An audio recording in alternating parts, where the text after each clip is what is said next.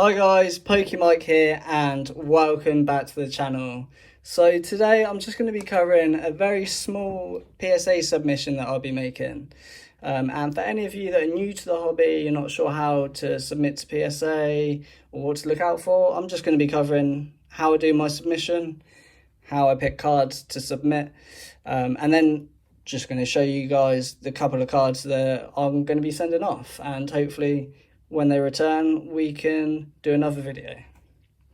So if you've never submitted to PSA and you're based in the UK, or I believe Europe, in the UK, as far as I'm aware, there's two main third parties you can use to get your cards graded.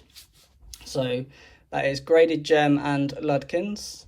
I've only used Graded Gem. They were just the first people I went to. Someone recommended it on a Facebook group, and they were just the first contact I made, so I've only made submissions with them.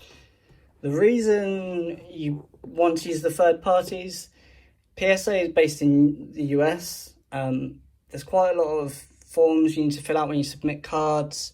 I think you have to get a membership if you're submitting a certain amount of cards. It's a lot of extra work and hassle. I tried to look into it myself, but to be honest, the prices aren't that different from the third parties. They get discount, I believe, for grading a bulk load of cards because everyone sends their cards through them.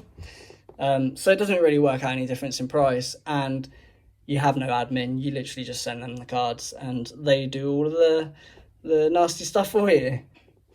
So I'm going to pop the link to Graded Gem, the guys I use to make my submission, in the description if you need it. They're on Instagram, YouTube, they've got a website. Google it, it'll come up straight away. Here are my pack fresh cards. So if you're new to grading, you're not too sure, let's just go over a few things first. So this is a Gem Mint PSA 10, so it doesn't get any higher grade than this. It's a 10 out of 10 essentially. So there's many things they check when grading. Look at that shiny.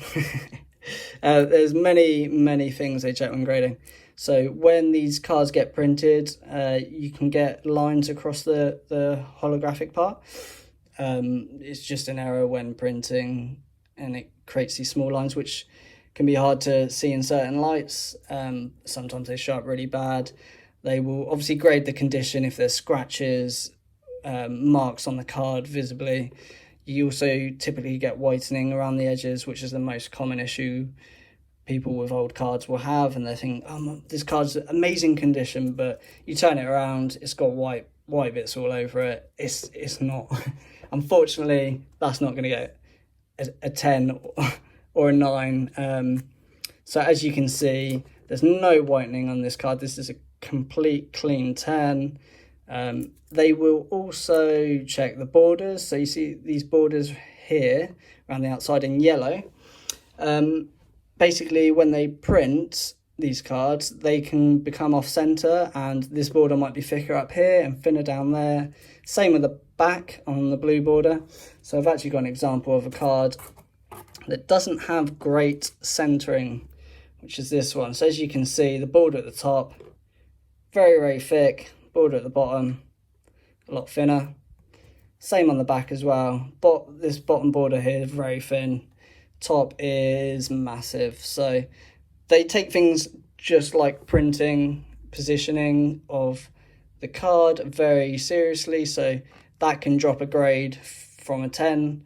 So potentially this wouldn't get a 10 because it's majorly off center, even if the card had no marks on it whatsoever, no scratches, no whitening, which I don't think this one has, to be honest. So a bit of a shame, but that's an example of bad centering. So there's lots of things they look at. So anyone who's looking for an old collection, think they have fantastic condition cards, they're the things you're going to want to look out for, and especially before sending it off for grading. So I pulled these pack fresh a few weeks back. Really happy that I got the Slow King, but unfortunately, tiny bit of whitening on the back. So just down there in the corner, and I thought I didn't have any print lines, but let's see if we can get an example of print lines. They're very, very slight at the top. It's really, oh, I think I just got it on the camera there. It's really hard to show up sometimes. You just have to catch it at the right angle. But I did notice this the other day. One of these does have it a lot worse. I believe it was this card.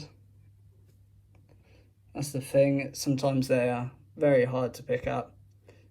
So hopefully you could see an example of some print lines if that's showing up on the camera.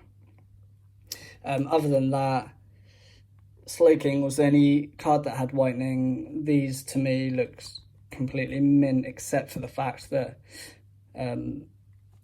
there's some print line issues. So I'm not too sure how much they affect the grade, to be honest. So I'd be interested to see what comes out of that and what grade they actually get. But other than that, they're still going to be high grades. I'm still expecting, you know, around a 9, but we'll see what happens with that. If you've got any questions about anything I covered in the video or anything that you're not sure about, just drop in the comments.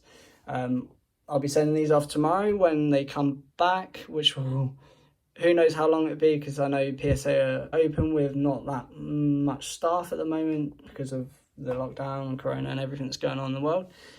So could be a while till these come back. My previous submissions have taken between a month or 2 months from when I send them off. So yeah, be excited to see when they get back. We're doing another video cover what grades they got, if we think that was fair, or you know, maybe they will come back 10s. Who knows? Thanks for watching, guys. If you can give it a like, comment, share or subscribe, all of it helps, even just the views, just you guys coming here to watch it. That's been awesome. Thank you very much, and until next time.